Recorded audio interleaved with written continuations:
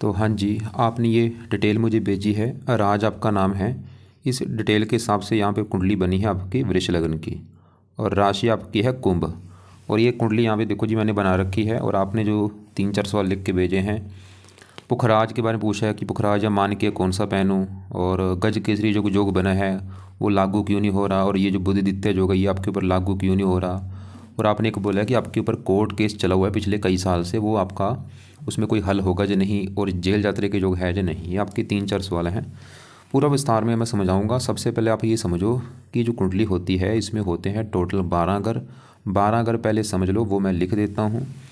ये है आपकी कुंडली में पहला घर, ये है दूसरा घर, तीसरा घर, चौथा, पाँचवा, छठा घर, सातवां घर, आठवां, ये है नौवां, 10वां, 11वां और ये 12वां घर। अब ये जो 12 घर हैं, इन घरों से आपके जीवन के बारे में कुछ न कुछ पता किया जाएगा। जैसे कि इस पहले घर से हम पता करेंगे आपका जो शरीर है वो कैसा होगा, हेल्थ कैसी होगी, आपका स्वभाव, रंग रूप, पर्सनैलिटी, सर मस्तक पहले घर को देख के डिसाइड होगा। दूसरा घर आपका है धन जोड़ने का। तीसरा घर छोटे भाई बहनों का है। चौथा घर माता, मकान, वाहन। पाँचवा घर आपके बच्चों का है। छठा घर शत्रु, रोग, कर्जा। सातवां घर आपकी है पत्नी का घर। आठवें घर से उम्र देखेंगे। नौवें घर से भाग्य है। 10वां घर काम काज का है। 11वां घर लाभ, आमदनी। और 12वें घर से आपके खर्चे देखे जाएंगे। तो आपने यहाँ पे मेरी 2 बातें नोट करनी है। पहली बात, जो मैंने 12 घर लिखे हैं इनको याद कर लो। और दूसरी बात, इन 12 घरों से जो कुछ देखा जाएगा वो याद कर लो। अब आप ये देखो कि आपने कुंडली में क्या देखना है, वो घर देख लो। जैसे मान लो आपने देखना है अपने बच्चों के बारे में जानना है, तो बच्चों का घर कौन सा है पहले वो देखो। बच्चों का घर है 5वां घर। तो 5वें घर से देखेंगे आपके बच्चे, और 5वें घर में नंबर लिखा है 6। 6 है कन्या राशि, माल किसका बना, बुध। तो आपके बच्चों के लिए बुध को देखना पड़ेगा। ऐसे ही अगर आपके छोटे भाई बहनों के बारे में जानना है, तीसरा घर है छोटे भाई बहनों का, और तीसरे घर में नंबर लिखा है 4। 4 कर्क राशि, माल का बना चंद्रमा। तो छोटे भाई बहनों के लिए चंद्रमा को देखना पड़ेगा। तो आपको मेरा कहने का मतलब समझ आ चुका है कि जो कुछ देखना है वो घर देखना है, और घर का मालक देखा जाएगा। अब देखो जी, आपकी जो कुंडली है इसमें ग्रह अच्छे भी हैं, ग्रह खराब भी हैं। अच्छे ग्रह कौन से हैं? आपका शुक्र अच्छा है, बुध अच्छा है, सूर्य भी ठीक ठाक है, चंद्रमा गुरु भी ठीक ठाक हैं, शनि अच्छा है बिल्कुल। लेकिन आपके जो ग्रह खराब है, 2 ग्रह तो आपके हैं बहुत ज़्यादा खराब, जो कि है एक तो केतु ग्रह खराब है जो कि नीच का बैठा है, और ये राहु खराब है जो कि नीच का बैठा है। ये दोनों ग्रह आपके खराब है बुरी तरह से, केतु राहु। और यहाँ पे मंगल की बात करूँ, ये खराब फल भी देगा, थोड़े से अच्छे फल भी देगा, रले मिले मतलब फल देगा। तो हमने क्या देखा कि ग्रह आपके काफ़ी अच्छे हैं, लेकिन 2 ग्रह तो हैं बहुत ज़्यादा खराब। अब ये जो ग्रह आपके खराब है, जैसे आपका राहु खराब है तो क्या करेगा, आपको जीवन भर खराब फल देगा।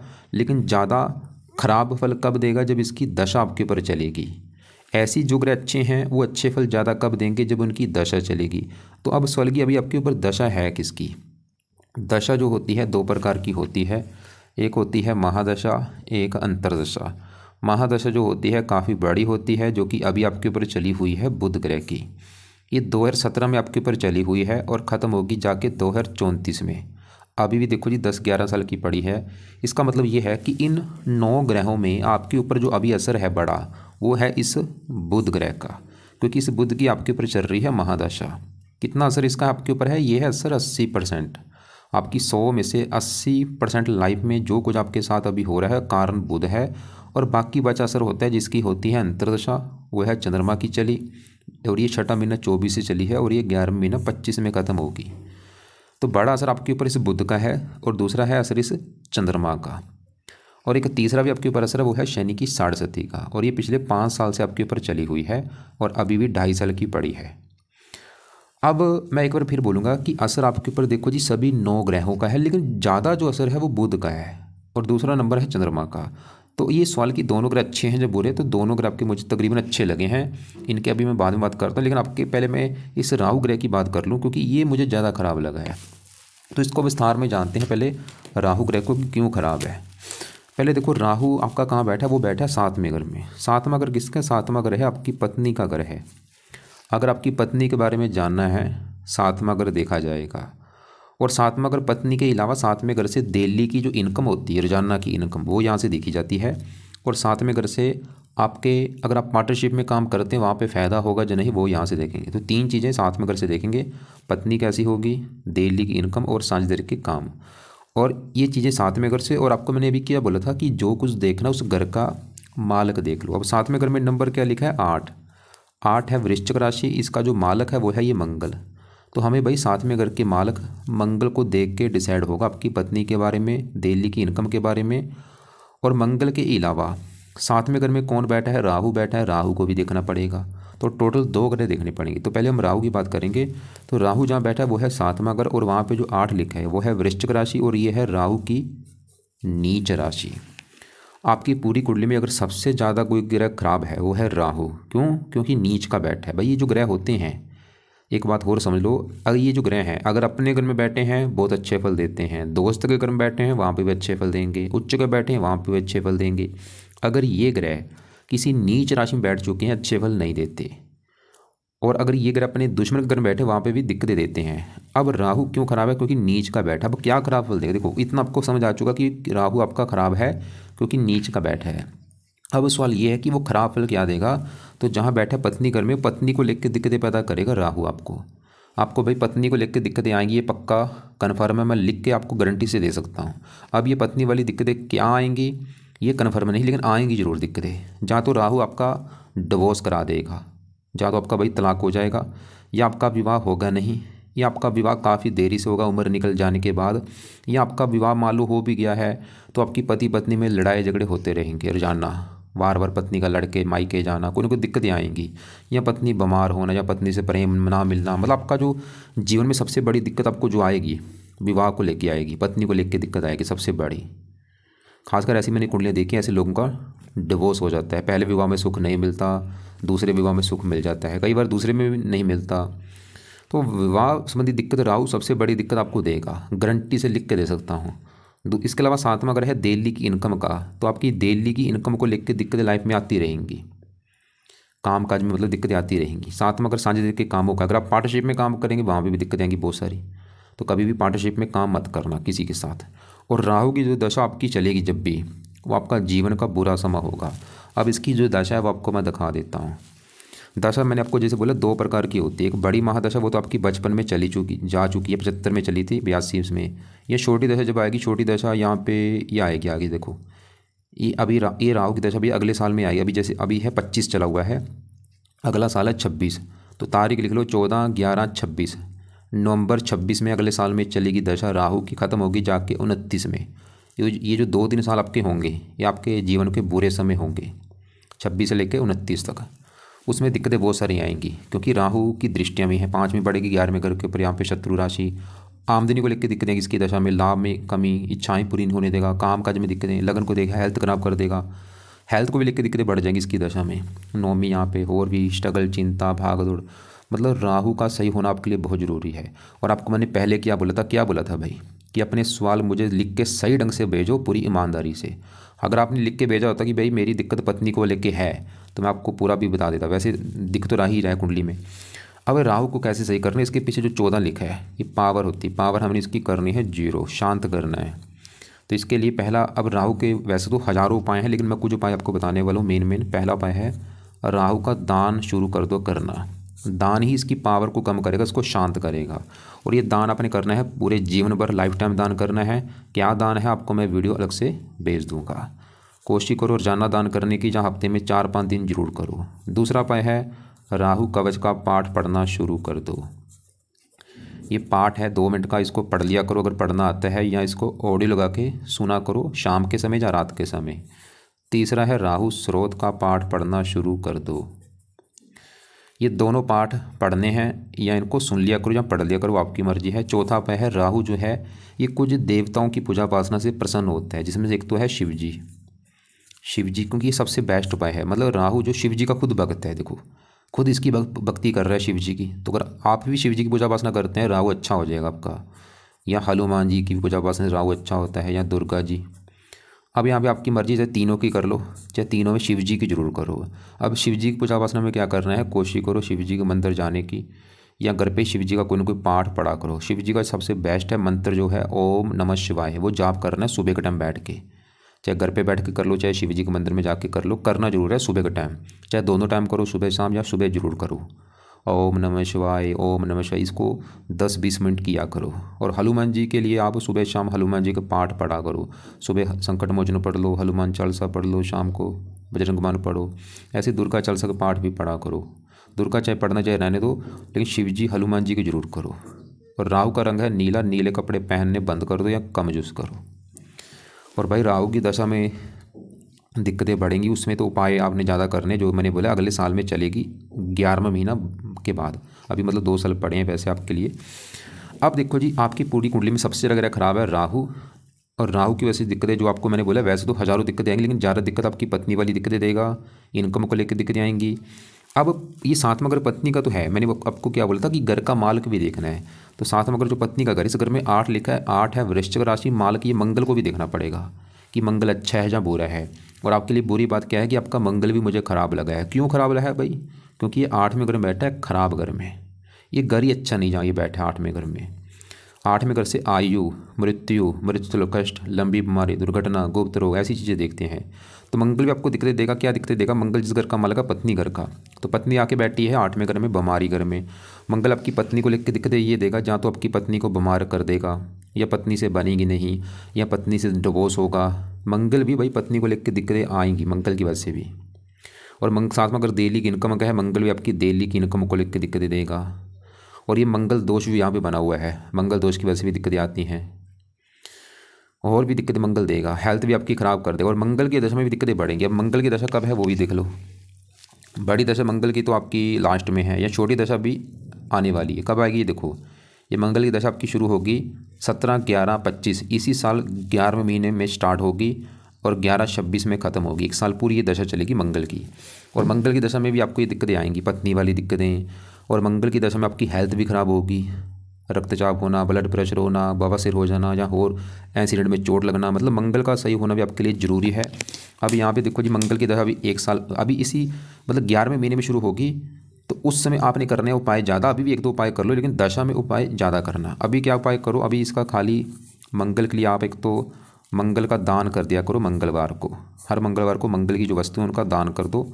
दूसरा उपाय है, मंगल के देवता हैं हनुमान जी, तो हनुमान जी की पूजा उपासना करो। अभी फिलहाल ये 2 उपाय कर लो, लेकिन जो मंगल की दशा आपको मैंने बोला जब चलेगी, उसमें आप 2 उपाय और ऐड कर लेना। उस समय मंगल कवच का पाठ, मंगल स्रोत का पाठ पढ़ना है उस समय, अभी नहीं, अभी खाली ये 2 उपाय कर लो।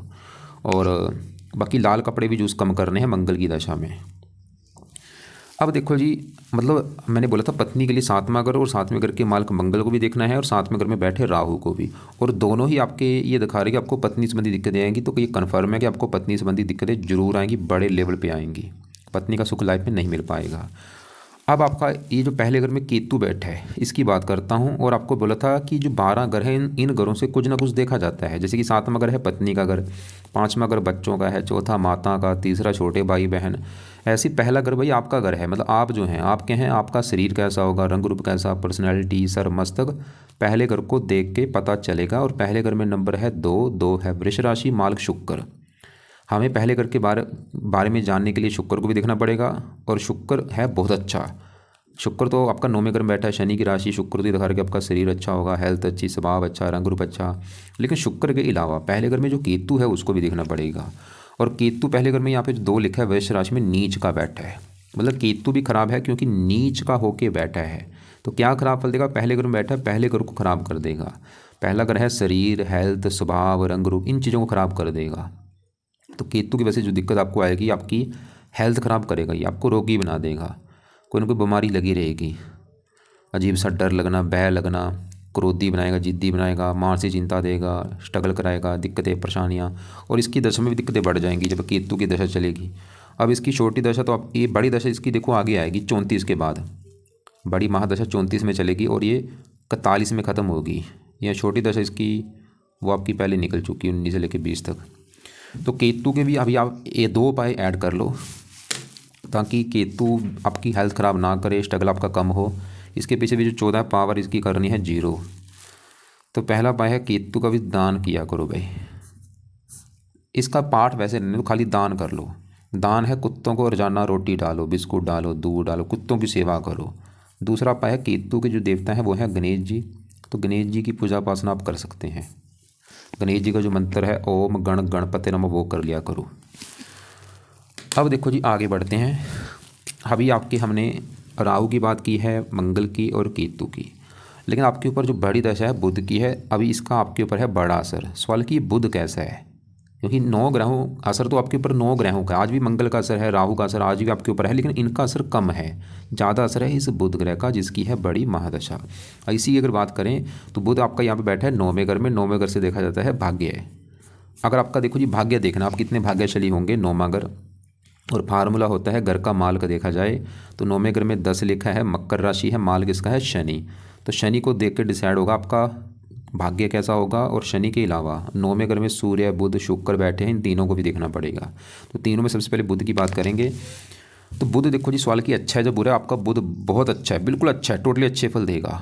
मैंने बोला बिल्कुल अच्छा। क्यों अच्छा है? 3-4 कारण है। एक तो बुध जहाँ बैठा है 9वें घर में, एक तो घर अच्छा ही है, ऊपर से यहाँ पे 10 लिखा शनि घर में बैठा, शनि को अपना दोस्त मानता है। और बुध के साथ शुक्र बैठा, ये भी इसका दोस्त है। यहाँ पे लक्ष्मी नारायण राज को बना हुआ है, और साथ में सूर्य बैठा वो भी दोस्त है।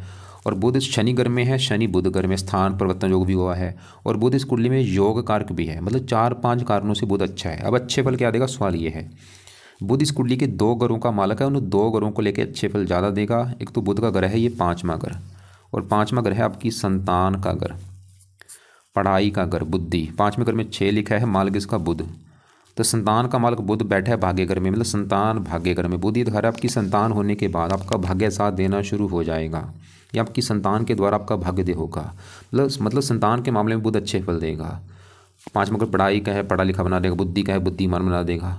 और बुध इस घर का भी मालक है दूसरे घर का। दूसरा घर है धन का घर, दूसरे घर में 3 लिखा है, मालक बुध। बुध ये दिखा रहा है कि आपको भाग्यवंशी, आपके भाग्य की बदौलत आपको धन मिलता रहेगा लाइफ में। दूसरा घर परिवार का सुख अच्छा। और बुध और भी 9वें घर बैठा है, भाग्य के लिए अच्छा है, भाग्यशाली बनाएगा, धार्मिक बनाएगा, परोपकारी बनाएगा।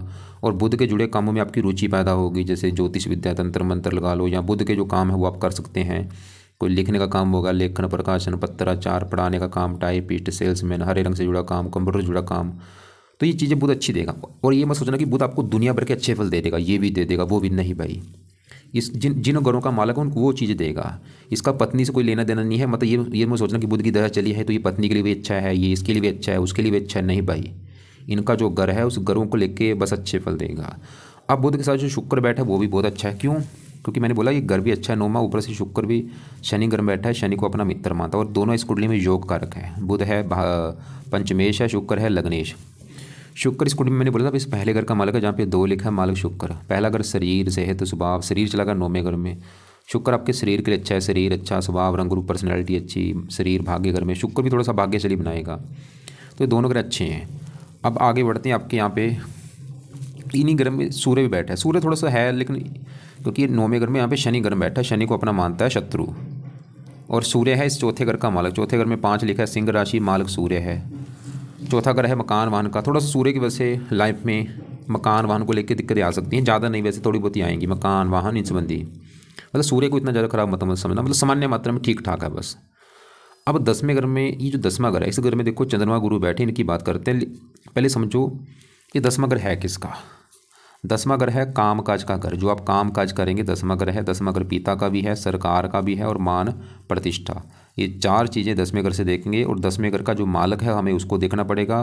तो 10वें घर में क्या लिखा है, 11 है, कुंभ राशि, मालक है शनि। तो 10वें घर के मालिक शनि को भी देखना पड़ेगा। और शनि के अलावा 10वें घर में बैठे चंद्रमा गुरु को भी। अब 10वें घर के मालिक पहले शनि की बात करेंगे। तो शनि बैठा है दूसरे घर में, एक तो घर अच्छा है, ऊपर से यहाँ पे बुध घर में बैठा है, बुध अपना इसका मित्र है। और आपको मैंने भी बोला था शनि है बुध घर में, बुध है शनि घर में। शनि आपको भाई बहुत अच्छे फल देगा। क्यों अच्छा है?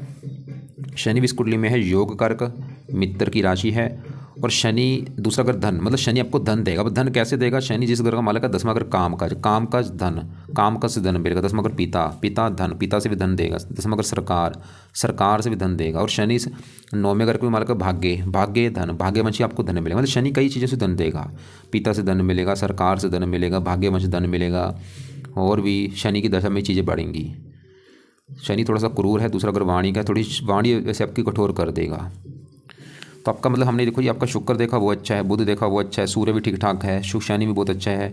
अब 10वें घर में चंद्रमा गुरु की बात करूँ गुरु इस कुंडली में बैठा है 10वें घर में, शनि घर में, और जो गुरु है शनि को मानता है दुश्मन। और गुरु का जो अपना घर है इस कुंडली में वो है ये 11वां घर। 11वां घर है लाभ का घर, आमदनी, बड़े भाई बहन, इच्छा पूर्ति। शनि गुरु इस कुंडली में है भी मार्किश। ये गुरु इस 8वें घर को मान लगा जहाँ पे 9 लिखा है। गुरु मतलब आपका सामान्य मात्रा में ठीक ठाक है। 11वां घर लाभ है, लाभ चला गया काम काज, मतलब काम काज से लाभ मिलेगा सामान्य मात्रा में, ज़्यादा ना ज़्यादा ना कम। आमदन, काम काज से आपको मतलब गुरु फिर भी आपके 10वें घर का अच्छा कर देगा सामान्य मात्रा में। काम काज, पिता, सरकार, मान प्रतिष्ठा। और गुरु की दृष्टियाँ ज़्यादा अच्छी होंगी क्योंकि 5वीं बढ़ गई यहाँ पे मित्र राशि है, 7वीं यहाँ पे चौथे घर के ऊपर। ये मकान मान के लिए अच्छा है वैसे। साथ में चंद्रमा बैठा है। चंद्रमा की बात करूँ, चंद्रमा भी देखो 10वें घर में बैठा है शनि घर में, शनि को शत्रु मानता है। आपने जैसे बोला था गज केसरी युग यहाँ पे ज़्यादा लागू इसलिए नहीं हो रहा क्योंकि शत्रु राशि में बैठे हैं। ऊपर से चंद्रमा आपका जो है थोड़ा सा राहु के नक्षत्र में बैठा है, ये दिक्कत आ रही है। और राहु है नीच का, इसकी वजह से चंद्रमा भी आपका सामान्य मात्रा में मतलब ठीक ठाक फल देगा, दिक्कत भी देगा आपको, थोड़ी सी काम काज में आती रहेगी। क्योंकि शनि अब यहाँ पे देखो बड़ी दशा तो बुध की है, वो तो अच्छा है। जो छोटी दशा चंद्रमा की है पिछले 6वां महीना 24 मतलब 6 महीने हो चुके हैं। ये थोड़ा सा आपके चंद्रमा क्योंकि राहु की वजह से दिक्कत दे रहा, क्योंकि राहु के नक्षत्र में बैठा है, इसकी वजह से चंद्रमा जहाँ बैठा 10वां अगर काम काज किसकी वजह से थोड़ी सी काम काज में दिक्कतें कोई ना कोई आती रहेंगी। बाकी फिर भी चंद्रमा को इतना ज़्यादा बुरा मत समझना। मतलब बुरे जो आपके ग्रह हैं भाई, एक तो केतु है, राहु है, ये है बहुत ज़्यादा खराब, बहुत ज़्यादा। और ये राहु, ये जो मंगल है, तो आपके मतलब जो मैं फिर बोलूँगा कि आपका जो सूर्य है, बुध, शुक्र, गुरु, चंद्रमा, मतलब शुक्र बुध ये तो है बहुत ज़्यादा अच्छा। आपके 3 ग्रह तो हैं बहुत अच्छे, जिसमें से बुध है, शुक्र है, शनि, ये तो बड़े लेवल पे अच्छे हैं। बाकी चंद्रमा, सूर्य, गुरु सामान्य मात्रा में ठीक ठाक है, सूर्य भी सामान्य मात्रा में ठीक ठाक है, और केतु, राहु बड़े लेवल पे ख़राब हैं, और मंगल भी। मतलब आपकी पूरी कुंडली का निचोड़ निकालो, आपकी जो सबसे बड़ी दिक्कत आपको आनी है वो आपको मैरिज लाइफ में आएगी, विवाह संबंधी दिक्कत आएगी सबसे बड़ी दिक्कत। बाकी लाइफ में सभी चीज़ें मिल जाएंगी आपको, संतान के लिए अच्छा है, धन के लिए अच्छा है, काम काज भी ठीक है, चलो भाग्य के लिए अच्छा है, उम्र के लिए अच्छा है, सब कुछ ठीक है। बस मतलब दिक्कत आनी है मैरिज लाइफ में इस राहु की वजह से। और आगे इसकी जो दशा आएगी अगले साल से शुरू होने वाली है दशा, 3-2.5-3 साल तक वो दशा चलेगी, वो समय आपका जीवन का बुरा समय होगा। और अभी मंगल की दशा भी आने वाली इसी साल 11वें महीने में, इसमें भी दिक्कतें आएंगी, लेकिन ज़्यादा दिक्कतें तो राहु की दशा में आएंगी। तो कुल मिला के मतलब आपके लिए जरूरी उपाय हैं जो आपके ग्रह हैं खराब, जैसे कि राहु खराब है तो राहु के क्या उपाय किए जाएँ वो यहाँ पे मैंने उपाय लिख दिए हैं। केतु खराब है उसके उपाय यहाँ पे लिख दिए हैं, दान करो, गणेश जी की पूजा उपासना। और मंगल के उपाय भी जरूरी हैं, उसके लिए मैंने दोनों इसके अभी खाली मंगल का दान करो हर मंगलवार को, और हनुमान जी की पूजा उपासना करो। लेकिन मैंने बोला है मंगल के 2 पाठ पढ़ने हैं जब मंगल की दशा चलेगी नवंबर में, इसी साल नवंबर में शुरू होगी, उस समय मंगल कवच, मंगल स्रोत को भी पढ़ना है। और बाकी शनि और एक और काम करो अभी देखो जी, क्योंकि आपके बड़ी दशा किसकी है, बुध की। बुध बहुत अच्छा है, फिर भी मैं बोलूँगा बुध के आप 2 उपाय जरूर ऐड कर लो ताकि ये दशा आपकी और अच्छी जाए। जिसमें से पहला उपाय है बुध का मंत्र जाप किया करो, और ये मंत्र चाहे सुबह शाम कर लो, दोनों टाइम कर लो, या एक टाइम जरूर करो। मंत्र है ओम बुम बुद्धाय नमः, माला से करना है, चाहे 1 माला कर लो, 2 कर लो, 3 कर लो, वो आपकी है मर्जी। दूसरा उपाय बुध के देवता हैं गणेश जी, तो गणेश जी का भी मंत्र किया करो, ओम गण गणपते नमः। गणेश जी के मंत्र से आपका केतु भी अच्छा हो रहा है देखो। तो ये तो हो गए बुध के उपाय। बाकी आपके ऊपर देखो चंद्रमा की चल रही है अंतरदशा, 11वां महीना 25 तक चलेगी। इसके लिए आप चंद्रमा के देवता हैं शिव जी, तो शिव जी की पूजा उपासना अगर करते हैं, राहु भी अच्छा होगा, चंद्रमा भी आपका सही रहेगा, तो शिव जी की पूजा उपासना भी जरूर करो। और एक चल रही है साढ़सती, अभी भी 2.5 साल की पड़ी है, इसमें भी थोड़ी सी लाइफ में दिक्कतें आती हैं। साढ़सती में साढ़सती होती है शनि की, तो आप शनि के 1-2 उपाय कर लो। वैसे शनि आपका अच्छा है, लेकिन साढ़सती एक अलग चीज़ है, ये कर्मों के हिसाब से फल देती है। एक तो कोशिश करो शनि मंदिर जाने की हर शनिवार को, उससे साढ़सती आपको बुरे फल नहीं देगी। और दूसरा उपाय अगर कर सकते हैं, रात को शनि चालीसा का पाठ पढ़ लिया करो। तो ये आपके हैं उपाय, मैं दोबारा रिपीट कर दूँ, कुछ उपाय भाई सुबह के हैं, कुछ रात के समय, तो गौर से समझो। रात की पहले बात करते हो, रात को क्या करना है। जब रात को बैठोगे, रात को बैठ के पहले तो शनि चालीसा पढ़ लो या सुन लो, उसके बाद राहु कवच, राहु स्रोत पढ़ने हैं या सुनने हैं, ये तो हो गए रात के समय। जब सुबह बैठोगे, सुबह अपना बुद्ध का मंत्र कर लो, ओम बूम बुद्ध नमः, गणेश जी का मंत्र कर लो, और शिव जी का मंत्र कर लो, ओम नमः शिवाय।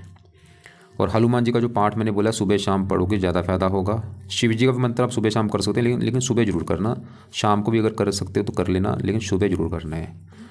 और दान राहु का जितना हो सकता है वो दान करो, केतु का दान कुत्तों को रोटी डाला करो, मंगल का दान मंगलवार को करना है, और शनि मंदिर जाना है। अब यहाँ पे देखो जी आपके सवाल भाई सही बताऊँ, आपने सवाल सही ढंग से लिख के नहीं भेजे। एक तो आपने बोला है पुखराज या मानके रत्न क्या करता है, पावर को बढ़ाता है। सवाल की रत्न कौन सा दान आप करें, बुध का पन्ना दान कर सकते हो, और रत्न कोई दान नहीं करना। मानके सूर्य का बिल्कुल दान नहीं होगा। पुखराज इस कुंडली में, मार्किश दोनों इस कुंडली में भाई इनके रत्न दान नहीं होंगे। बुध का पन्ना आपने दान करना है राइट हैंड की इस छोटी उंगली में चांदी में जड़वा के, शुक्ल पक्ष के पहले बुधवार को। धारण करने से पहले कच्चे दूध में या गंगा जल में धो के इसको धारण कर लेना।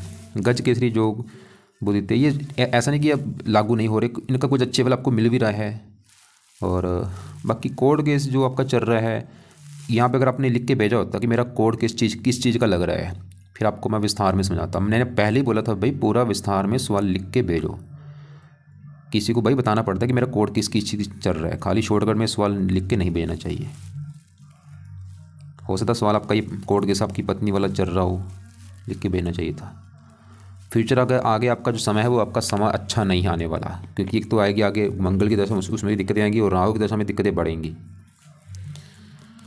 बाकी कोई नहीं, अगर आप पाठ पूजा करते हो, धार्मिक बनते हो, जो चीज़ें बताई हैं फॉलो करते हो, दिक्कतें नहीं। और आपको मैंने क्या बोला था कि जो पाठ पूजा करते हो वो भी लिख के भेजो। आपने कोई लिख के भेजा नहीं कि कौन से पाठ पूजा कर रहे हो। अगर लिख के भेजा तो उसके हिसाब से मैं आपको बता देता हूँ कि आप ये पाठ पूजा ऐड कर लो या ये ना करो। ये भी चीज़ आपको लिख के भेजनी चाहिए थी। आपको मैंने 2 बार लिख के भेजा था कि भाई अपने पाठ पूजा लिख के भेज दो। तो ऐसे भाई आगे से चीज़ें नोट करो, कभी भी कोई बंदा पूछे कुछ उसको सही ढंग से बताओ कि लाइफ में क्या दिक्कत है, क्यों दिक्कत है, क्या चीज़ें कर रहे हो।